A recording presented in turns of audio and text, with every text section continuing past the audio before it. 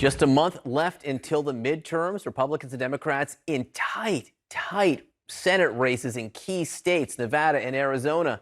New CNN polling shows that Democratic Senator Mark Kelly holds a narrow lead over Republican challenger Blake Masters. That's in Arizona. And in Nevada, the race between Democratic Senator Catherine Cortez Masto and her Republican challenger Adam Laxalt is essentially tied, with the difference between the candidates within the margin of error.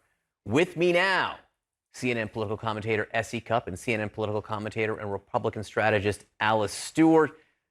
There are enough races like this that are neck and neck that it's impossible to tell which way the Senate's going to go. It really is. And honestly, until exit polling, after the fact, I'm not sure we're even going to know why some folks win these races. But if I'm Democrats looking at either Arizona or Nevada, I am encouraged because in both of those states, attitudes towards abortion are positive for Democrats. Most voters in Arizona and Nevada favor legal abortion with some restrictions. And most voters in both of those states prioritize abortion. So while immigration and the economy are also going to be favorable maybe to Republicans, if I'm Democrats, all I talk about from now until November, abortion. And that's what they're doing. We saw out this morning in Playbook that if you look at the ads across the board that Democrats are putting out there, the number one topic they're focusing on is abortion. It should be. Because it really galvanizes their vote. Look, I think, like you, we're going to continue to see this neck and neck race, and we'll have a better idea of who will take the top spot when we see them declare victory on election night, because these polls right now are going to go back and forth. Look, here's the things that Republicans have in their favor. One is that across the board, the generic ballots show that Republicans are tightening the races.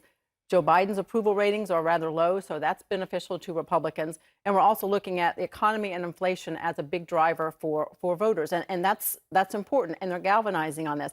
And you look at Arizona and Nevada, these two candidates, the Republican candidates, these were election deniers. These were people appointed by Trump. I have been saying for quite some time, you have the Midas touch from Trump. It's going to be a huge anchor on your back in the general election. They have managed to really shift the focus and shake the Etch-a-Sketch and scrub their websites and get people to realize, okay, I'm not quite as extreme on abortion. I do have a better answer for the economy.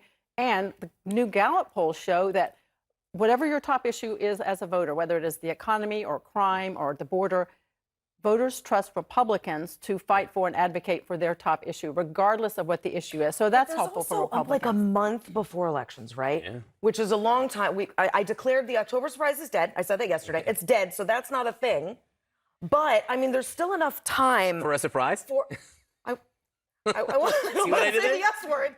But, for some, flip-flopping as it gets closer. Look, I think another way to look at this is there's still enough time for whatever is the most important issue to shift. We just don't know what will be most on the voters' mind when they go to the polls, whether it's 2, 3, 4 weeks from now. We know where Republicans are going to go. We would know it's independents, right, moderates, center left, center right folks who haven't really I just want decided. To point out when we put up the numbers on issues that voters are most concerned about in those two states, economy and inflation, is number one there, and that is what Republicans are leaning into. And our poll found that right now, there is more energy on the Republican side. Now, President Biden yesterday made a big move, and I don't know whether it was about politics, but it might have political implications, and that was to pardon people of federal crimes for possession of marijuana, which would impact thousands of people retroactively. I mean, there aren't a lot of arrests now for federal possession of marijuana, but it could clean up your record.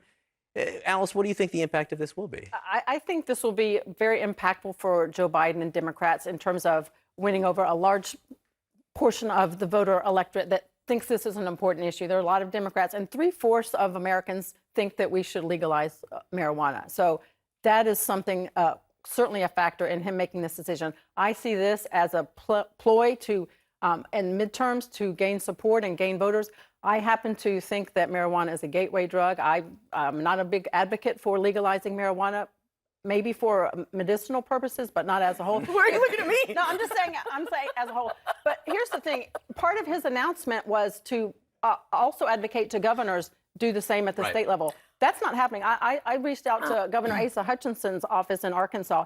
they don't like this. He sees this as waving the red flag of surrender to protecting the lives of those who are victims of drug abuse. And he also looks at this, the indiscriminate pardon across the board is a problem. And they need to do it on a case-by-case basis for people that are law-abiding citizens and do so on a case-by-case basis. Again, it is for possession and use, not for dealing. Sorry, SE. No, I was just saying narrator's voice.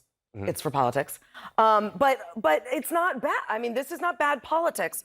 Alice talked about a majority of Americans, but also a majority of Republicans favor not only legal marijuana, but expunging old criminal records for marijuana possession. That's new. That last part is new. And so I'm not sure this is a bad idea for Joe Biden. It's definitely political. It's definitely, attempting to be an October driver.